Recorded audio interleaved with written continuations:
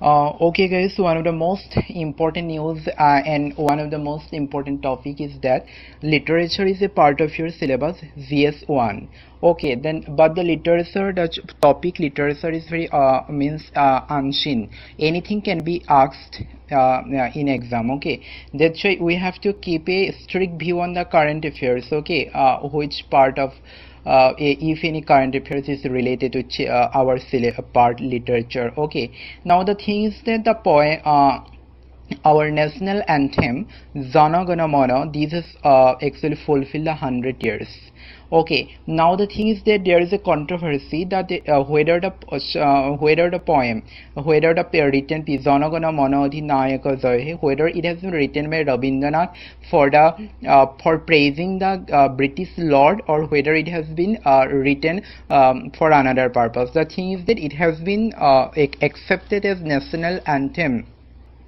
It has been accepted as national anthem of India, but the thing is that this year this song has fulfilled 100 years. Okay, this national song has fulfilled national anthem has fulfilled 100 years. Now the controversy arises that when George V and Empress Mary came to India, the Rabindra Nath Tagore has been asked to write a song in praising of the Lord. Okay, then in keeping the request, Rabindranath has written the song, written this Jana Gana Mana. Okay, that's why it is a controversy that whether the song has been written for the praises of British Lord, or whether it is whether it is written for praising motherland. Okay, somebody says that there is no sign of praising motherland here, because Janagana Manodhi Nayaka Jai Bharata Vaigya Vidhata. So Bharata Vaigya Vidhata means God of destiny. Bharata Vaigya Vidhata, God of destiny. The question is to whom Rabindranath has addressed Bharata Vaigya Vidhata, whether it is Lord, or whether it is God, or whether it is motherland, or whether it is the British Lord. Okay, it is the most controversy that whom he has addressed, Bharata Vaigya Vidhata. Then another controversy, the people say sometimes it is said that it is written in praise of British Lord because Punjab, Sindhu, Gujarati, Maratha, Dravida, Utkala, Banga. Here, the states which are mentioned here, all are actually under the British control. Okay, no princely states are mentioned in the poem, mentioned in this any stanza of this written piece. That is one of the controversy, that why Rabindranath has not brought the context of any princely state. Okay, and why it has why Rabindranath has brought the context of only those states which are under British rule. Again, see Bindha, Himachal, Yamuna, Ganga, Uchchala, Jaladhi, Taranga. Yamuna, Ganga means there is no mention of Arab Sagar and Indian Ocean which are under Portuguese rule. Means again the controversy arises here. Third point, that why Rabindranath has brought those rivers, or brought the context of those rivers which are under British rule, and why he has not brought the context of those oceans or those chides which are under Portuguese rule. Again, the another stanza, another line. Taba subha name jage, taba subha asisa mage, gahe taba jaya gatha. Means in above we have seen that it carries the context of all the British states. Okay, all the British states and all the territories which are under the British domain. There is no mention of in princely state. There is no mention of other ocean or other water territory which are outside the British domain. That's why it is said that Taba Subha Name Jage, Taba Subha Asisa Mage, Gahe Taba Jaya Gatha. Means the poem, the song to whom whom the poem is praising, to whom it is said that we are awaiting for your grace, we awake every day by hearing your song, to whom whom these lines are addressing. Is it the Indian motherland? Is it the British Lord or is it the God? Okay, these are the three most controversial points regarding the poem. Okay, now these are the explanation of explanation who supports that the poem is written to the praise of Lord, to praise a British emperor. Means first is the Bharata Bhagya Vidhata and Tabasubha Asisa Jage, Asisa Mage. These lines are actually addressed to the British emperor. These two lines praises the British emperor.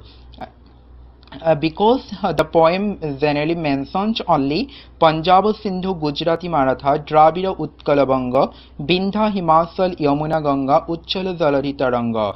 There is no mention of princely state and there is no mention of water territory which are under the British, which are outside the British context. It has mentioned only those areas, those water bodies which are only under the British. That is why it is generally said that it is written in praising British Lord. But now another thing is that what does Rabindra philosophy says? It is a part of literature. You mind that Rabindra poetry is a part of literature. That minded that what is the Rabindra philosophy? Rabindra philosophy, there is a very aesthetic beauty that we have seen in Rabindra poetry. Okay, just I'm bringing the main context of Rabindra poetry. According to Rabindra Nath, we individuals are both creator and creature. Every individual is both creator and creature. Bliss, B-L-I-S-S, bliss is the utmost goal of an individual, but there is no need of seeking bliss outside the self. The process to seek bliss itself is bliss. In the unification of divinity and soul. Unification of divinity and soul is the most dynamic function of the universe. Rabindranath says that we need not to find out the utmost bliss outside ourselves. Our journey, our quest, our spiritual journey to find out the self itself is bliss. Rabindranath says that our soul is united with individual. We are creator and we are divine. We are human and we are divine. Means it is the most dynamic function.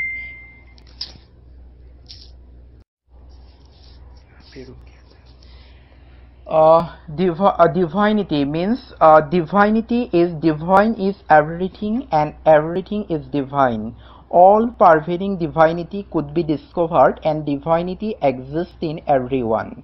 It is the motto or it is the philosophy of Rabindra poetry. Our divinity exists in every soul. Our soul carries divinity. We are nowhere separated from divinity. Divinity and we, our soul, both are same. Okay, and the quest, our spiritual journey to discover that divinity is our freedom.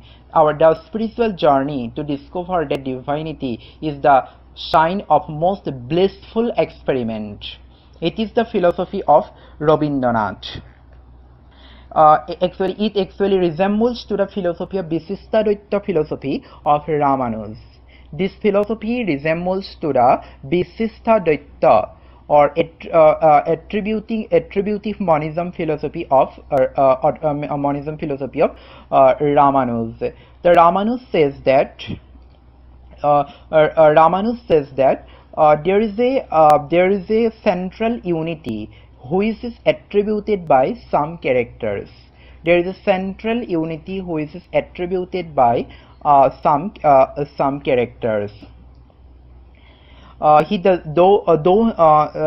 does not believe that God and human soul both are same. Okay, but still he says that the soul, the divine, the utmost divine cannot exist alone. Okay, it must have been attributed by some characteristics. In that, Rabindra Nath says that soul, our soul, individual soul is not separated from divine. Individual soul is attributed by the divine soul. Our journey from our soul to discover the divine soul is a spiritual journey, and it is the symbol of freedom. It is the symbol of unity, and it is the most aesthetic experiment. It is the motto, it is the philosophy of Rabindranath poetry. Rabindra philosophy centers around basic discovery of man, not only as a bearer of value, but as a creative creator of universe, revelation of freedom. Rabindra poetry, that is what we can infer from the Rabindra philosophy. We can infer from the Rabindra philosophy that man is the symbol of freedom. Man is the symbol of that means Rabindra poetry believes, or Rabindra poetry pronounces that Satyam, Shivam and Sundaram. Truth is beauty and truth is absolute. And what is that truth? Truth is our self. Truth is our love to be united with the divinity. This is the truth. Now, under this Rabindra philosophy, we can also interpret the song Jana Gana Mana Adhinayaka Jaya He. Apart from the viewpoint which thinks that the Rabindra poetry actually supports this poem, actually this national anthem supports the British causes, this praises the British Lord. Apart from that, we have another strong proof, we have a strong ground to say, to enunciate that this song is totally Indian in sentiment and form. It is not anywhere related to the praising of British Lord. Okay, then how can we interpret under this Jana Gana Mana under the guidance of Rabindra philosophy? I will very briefly mention. After that, it is up to you how you will interpret this with your own language and with your own interpretation skill. Just I will mention 2-3 points. Okay. It can be said that Jana Gana Mana Adhinayaka, it can be said that it is the quest, or it is the journey of every Indian to be united with the soul of motherland. It songs the merriment of motherland, in which Rabindra poetry says that every human being is divine. A man has to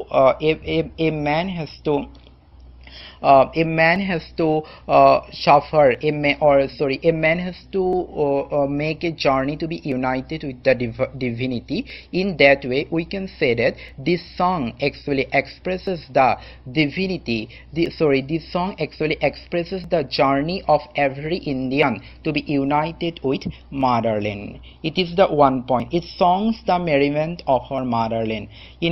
Songs the merriment of our motherland under the guidance of Rabindra philosophy. Another point, it can be said that it is the poem says that Gahe Tava Jaya Gatha, Tava Subha Asisa Mage, Tava Subha Asisa Mage, Gahe Tava Jaya Gatha. It means it is the utmost bliss. When our soul, when the individual soul discovers the divinity, Rabindra poetry says that it is the utmost bliss. It is the expression of bliss. It is the expression of aesthetic beauty. Aesthetic beauty. It is the discovery of aesthetic expression. That means the poem pronounces that Tava Subha Asisa Mage Gahe Tava Jaya Gatha. That means it is the expression of every Indian. It is the blissful aesthetic expression, aesthetic revelation of every Indian when they have discovered the greatness of the motherland, when they are it is a quest, it is a journey to be united with motherland, to be united with motherland. The term Bharata Bhagya Vidhata, it can be interpreted that Bharata Bhagya Vidhata is a motherland, and it personifies the divinity, and the persona of the poem is every Indian. It is a journey of every Indian to be united with our motherland. And when we have when we have been able to unite with our motherland, then we have pronounced it that Bharata Bhagya Vidhata. We have discovered it. And other lines which are very controversial, Taba Subho Name Jage, Taba Subho Asiso Mage, Gahe Taba Jaya Gatha, Jaya He. These lines are actually, we can say that under Rabindra poetry, it is the expression of, it is the fulfillment of our individual soul with the divine soul. As a perfection of this fulfillment, we have uttered these lines, praising our motherland, which is the utmost divinity for us. In this way, this song, national anthem, can be interpreted under the guidance of Rabindra philosophy.